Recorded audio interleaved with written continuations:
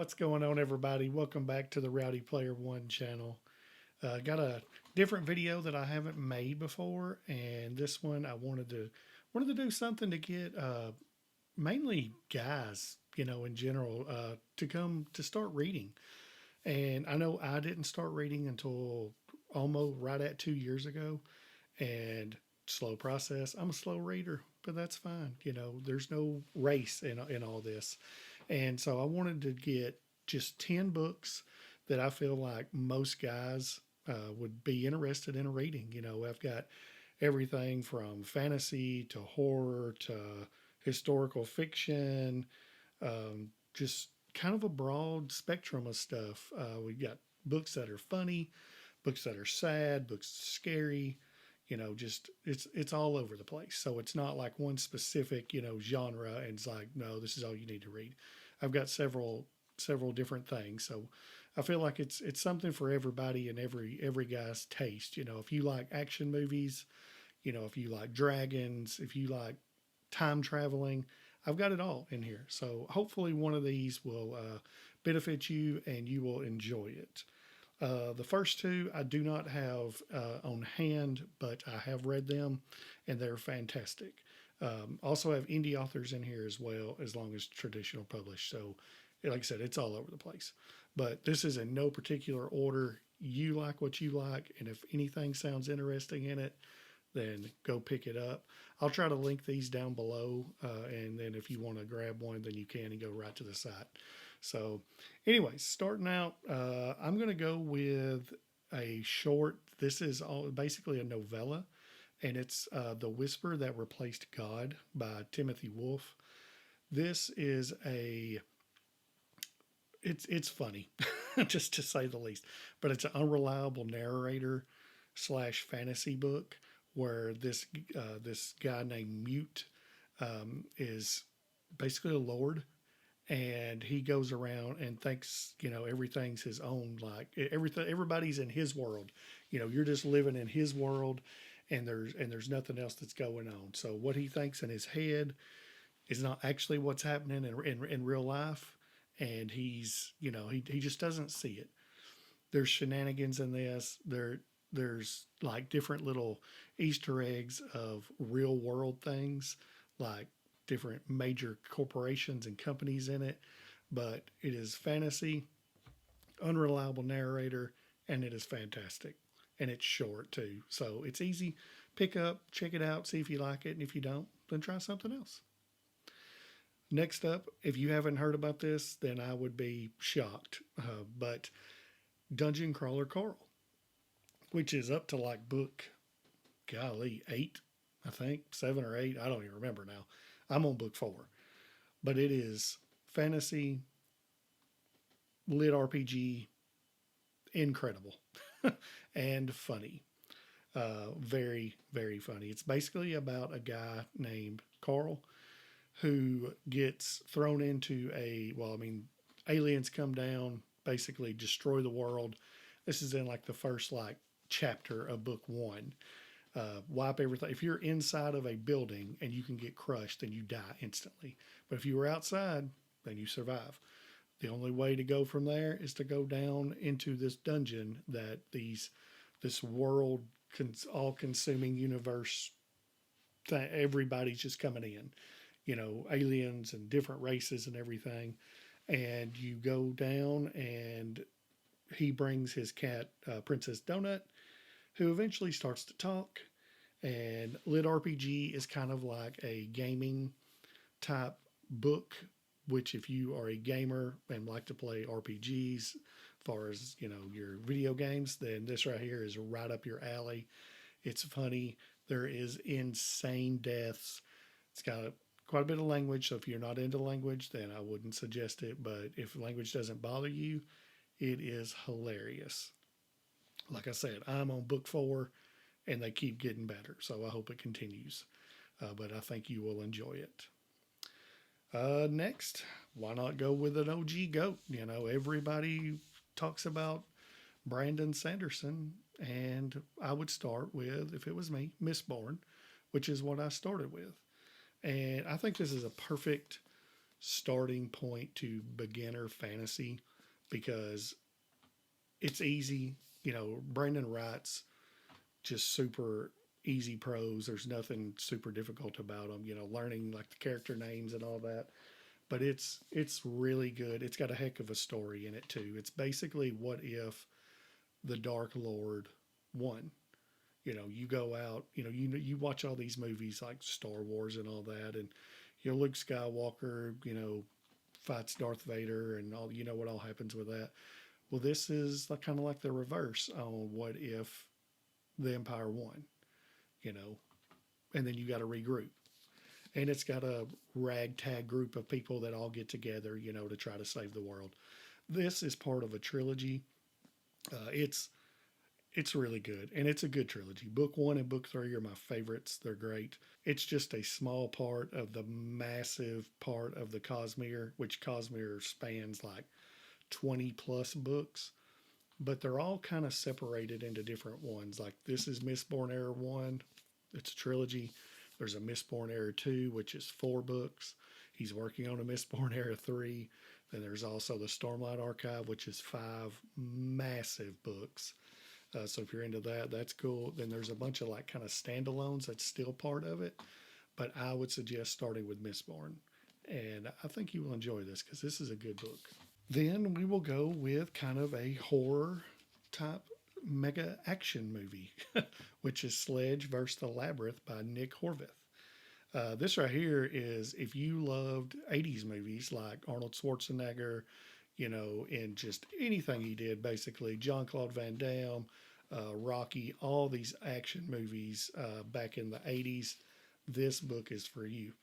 It does have language. If you don't like language, obviously this wouldn't be for you. But if that doesn't bother you, once again, this is amazing. Like action packed, never stops, extremely high paced. With if you know anything about guns or Olight flashlights, this book is for you, and it is awesome. Like it is just like an '80s movie. It's so good. Do not sleep on this. If you get a chance, pick it up. It's short too. It's not even that long. 317-ish pages. Easy, quick read, and you will be glued to your seat just trying to get this thing finished. Why don't we go with another goat, but in a different way? Let's go with Stephen King's 11/22/63. This is historical fiction, time traveling, and a little bit of a love story. It's got quite a bit of love story in it, but this is a big old boy. This is 850 pages, so it's a big one. But this right here is probably top 2 best books I've ever read. I think it's that good. Like it is amazing.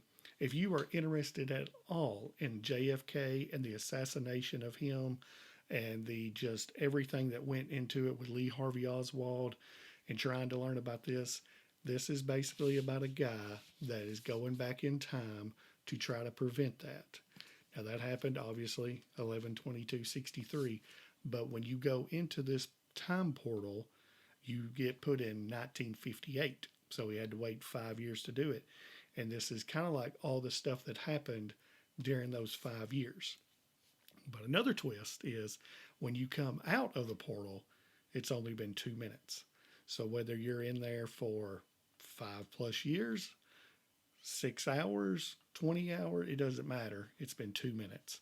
But there's big stakes that happen after, before, after, on whatever consequences you do. So I loved this book, and I would suggest you give it a shot.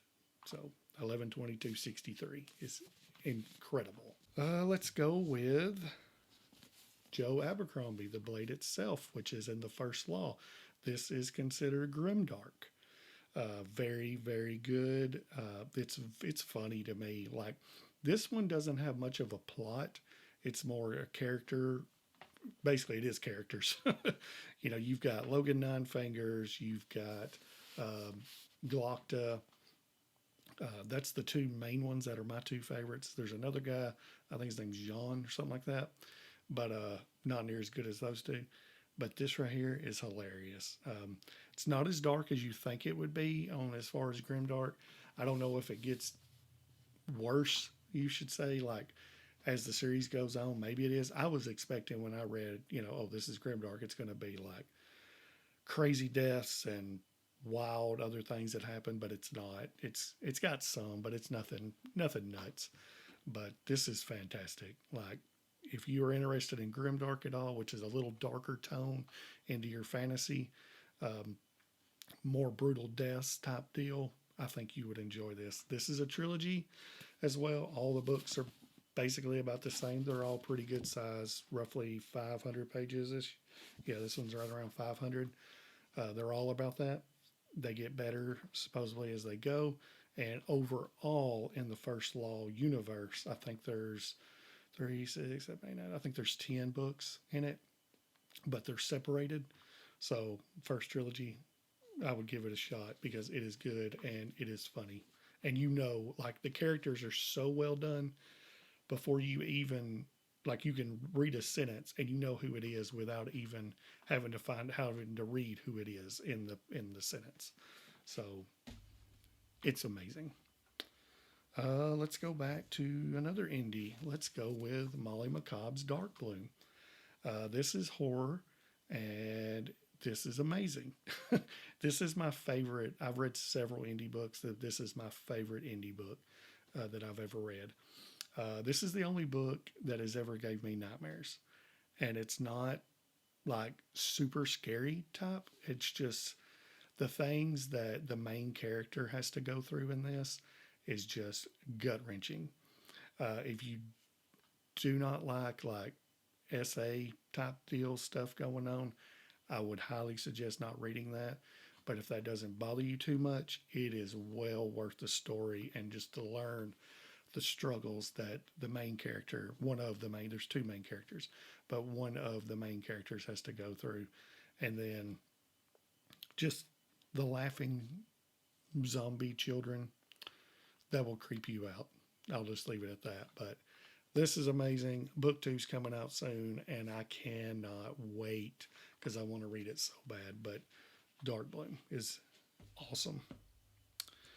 Let's go back to another indie, but now is traditionally published, and we're going to go with Ryan Cahill's The Fall. This is a small little novella. It's like 86 pages, I think, of a massive, massive series. Like the books, I think there's going to be one, two, three, four, five, I think five major books, and in between each book is a novella.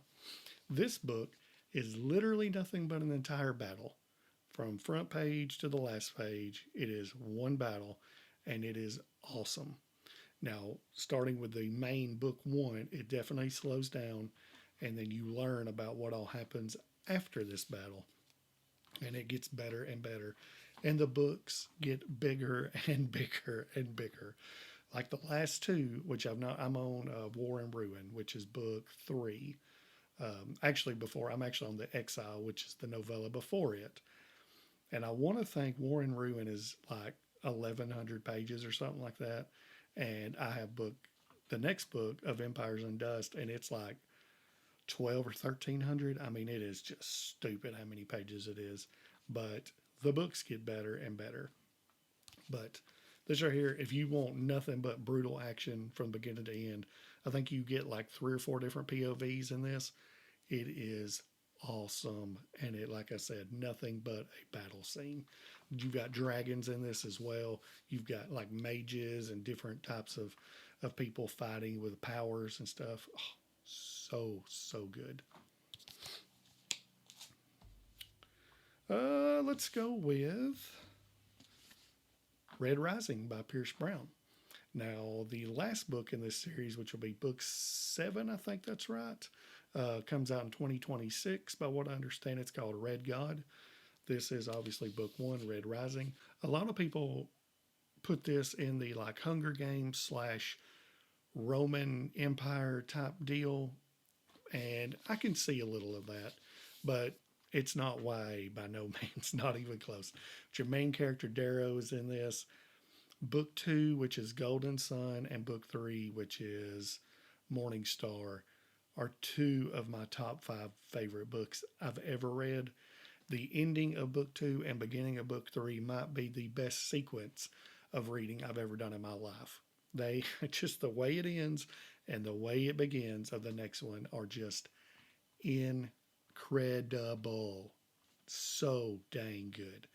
But this right here is an excellent start. It's got Darrow, like I said, who's the main character and is a red, which is a tier system on basically reds are the lowest of the low, and then golds are the top. Like there's no one higher than golds. And he tries to find his way into becoming a gold to revenge a death that happens and tries to destroy the whole system of the tries to destroy the whole ranking system of what has been going on in their world and basically the adventure that he goes on is just mind blowing to say the least because there is this is science fiction non-stop action packed just twists and turns backstabbing galore especially in the other two books and just plot twists that you would never think would happen. It's so dang good.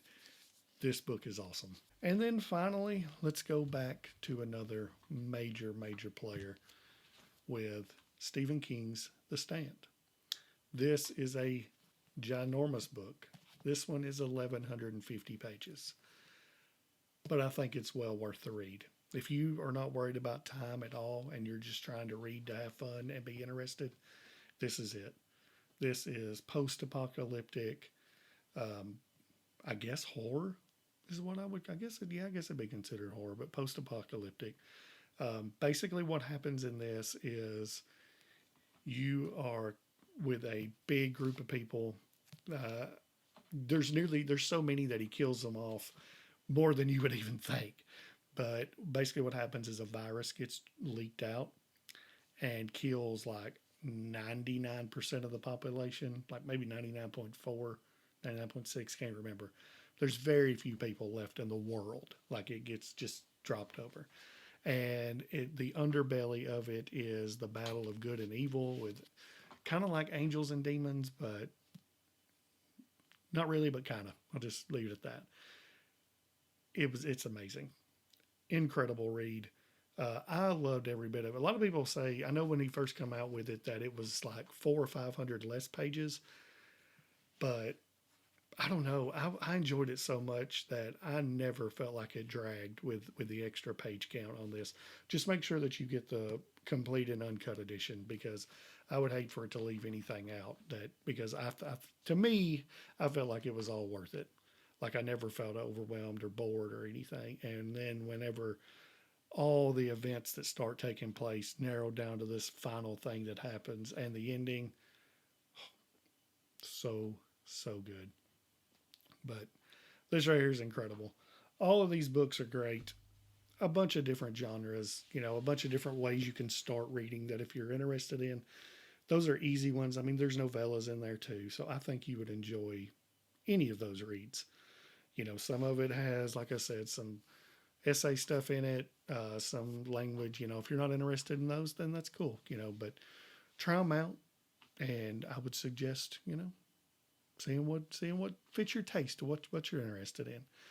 But that's all I've got. So if you would leave a comment down below on what are you interested in reading? Does any of those sound good? Do you have something else in mind that might be? We can discuss in the comments below. Like the video if you would. Subscribe to the channel. But other than that, that's all I got. God bless.